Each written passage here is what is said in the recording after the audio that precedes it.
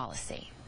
Well, if you're feeling sort of down this time of year, there are a lot of people in the same situation. Some are even dealing with a disorder called SAD, or seasonal affective disorder. It affects about 500,000 Americans. Psychiatrist Dr. Kupfner is here tonight to talk about that and something we can all relate to, holiday stress. I think we're all feeling that this time of year. So we want to know, how common is it for people to be feeling depressed this time of year? Because you might think you're supposed to be happy, it's presents, there's time off from work, but not everyone feels that way. Well, for the seasonal affective part, of course, that kind of depression is worse in the northern latitudes, the northeast and the northwest, where there's less sunlight. And that is linked to not being able to get enough sunlight and get out during the day, and it gets dark earlier. And so people have a some people have a cyclical nature of getting more depressed during the winter, not wanting to go outside, not having motivation. It's not really a major depression, but it's just a fog that comes on that's hard to lift, that suddenly sort of lifts when the spring comes and the light comes out more. So that's you know, the first part. So you mentioned the weather. What are some other triggers?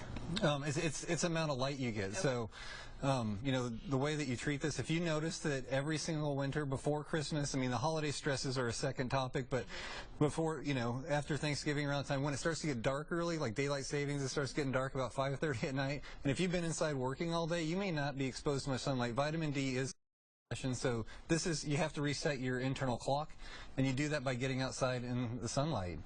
Exercise on any clear day. Luckily, in East Tennessee, we do have plenty of sunny days in the winter, so you can get outside, but you need to have the sun hit your skin and convert your vitamin D and make it active and try and get your internal clock reset. So you may have to reset your schedule and redo things in order to get outside for a moment. You have to prioritize sunlight. You can also get off of, like, you know, the major web retailers, you can get light therapy and things, which you can put up and you can set up in your house or wherever you are at your workstation, which will also get, it doesn't have to be UV sunlight. It's just there are bright lights that can help reset those clocks too. And it needs to be, like you said, a priority because it affects everything in your life if you're dealing with this.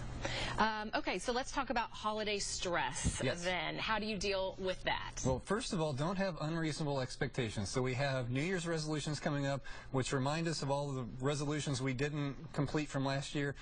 Don't make your resolutions something you can't easily attain. Make them be some small goal that you can attain in the first couple of months of the year and get it out of the way and you can feel good about it. It shouldn't be a year-long task or else you're not going to complete it.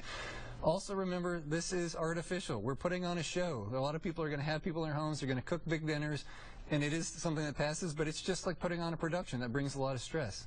And remember, the meaning of Christmas is about love, family, and giving. It's not commercialization, which is, of course, what our country has done with Black Friday and the lines being long and the TV commercials and consumer demand. That's all a part of it now, and just accept it, but just realize that's not part of the meaning of Christmas. All right, great advice. Thank you, Dr. Kupfner, for being with us. Still to come here at 5.